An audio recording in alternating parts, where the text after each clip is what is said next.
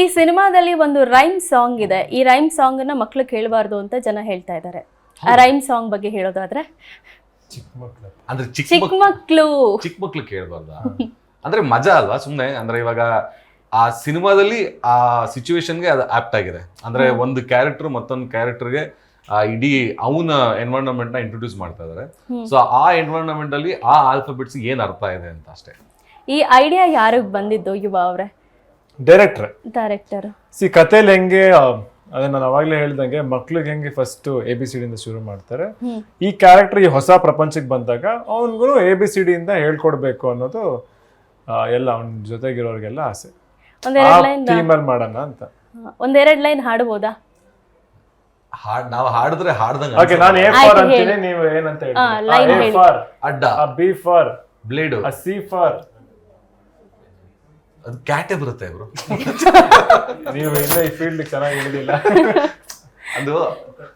ಅದು ಇನ್ನೋಸೆನ್ಸ್ ಇದೆಯಲ್ಲ ಒಳಗಡೆ, ಏನೇ ಮಾಡೋದು ಅದು ಆಚೆ ಬಂದ್ಬಿಡುತ್ತೆ. D for dealings, feelings. E for ಎಳೆದ್ ಬಿಟ್ರೆ ಹೋಗ್ಬಿಡ್ತೀಯಾ? E ಫಾರ್ ಎಗ್ರೋ. ಇಲ್ಲ H ಫಾರ್ ಹೆಗರು. ಹೆಗ್ರು. ಓ ಎಗರು, E ಫಾರ್ ಎಗರು, ಕರೆಕ್ಟ್. H ಫಾರ್ ಹೆಗರು ಅಲ್ಲ. H ಫಾರ್ ಏನಿದೆ ಮತ್ತೆ? H ಫಾರ್ ಹವಾ ಅಲ್ಲ. ಇವರು ನನಗೆ ಲಿರಿಕ್ಸ್ ವಿಚಾರದಲ್ಲಿ ಇದೆಯಲ್ಲ, ನನಗೆ ಅದೇನೋ ಗೊತ್ತೇ ಆಗಲ್ಲ.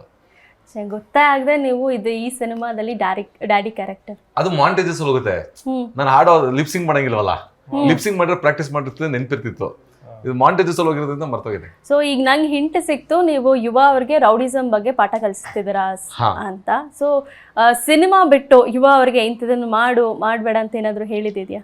ನಾನು ಅಷ್ಟು ದೊಡ್ಡ ಒಂಥರ ಕಾಣ್ತೇನೆ ನಿಮ್ಗೆ, ಯಾರಿಗಾದ್ರು ಎಲ್ಲರೂ ಹೇಳೋಷ್ಟು ಚೇಚೆ ನೋಡು ಹಂಗೆಲ್ಲ ಏನು ಹೇಳಿಲ್ಲ. ಅಂದ್ರೆ ಇಲ್ಲ, ಬಟ್ ನಾವ್ ಎಲ್ಲದನ್ನು ಡಿಸ್ಕಸ್ ಮಾಡ್ತೀವಿ. ಸೀನ್ಸ್ ಮಾಡಿದಾಗ ನಾನು ಅವಾಗ್ಲೇ ಹೇಳ್ದಲ್ಲ, ನಾವು ಆಕ್ಟೇ ಮಾಡಿಲ್ಲ ಅಂತ ಯಾಕೆ ಹೇಳಿದೆ ಅಂದ್ರೆ, ನಮ್ ಕ್ಯಾರೆಕ್ಟರ್ಸ್ ನಾವು ಪ್ಲೇ ಮಾಡ್ಬೇಕಂದ್ರೆ ಸಖತ್ ಡಿಸ್ಕಸ್ ಮಾಡ್ತೀವಿ. ಅವ್ರು ನನಗೆ ಹೇಳೋರು ಈ ಸೀನ್ ಹಿಂಗ್ ಮಾಡ್ಬೋದು, ಡಿಸ್ಕಸ್. ಸೇಮ್ ವೇ ನಾನು ಅವ್ರಿಗೆ ಹೇಳ್ತಿದ್ದೆ ಇದನ್ನೆಲ್ಲಾರು ಹೊಸದಾಗಿ ಟ್ರೈ ಮಾಡಿ ಅನ್ನೋದು. ಆಮೇಲೆ ತುಂಬಾ ಇಂಪ್ರೂವೈಸ್ ಮಾಡೋದಕ್ಕೆ ಬಿಡೋರು ಡೈರೆಕ್ಟರ್. ಪಾಪ ನಮ್ಗೊಂದಷ್ಟು ಫ್ರೀಡಮ್ಗಳು ಕೊಡೋರು.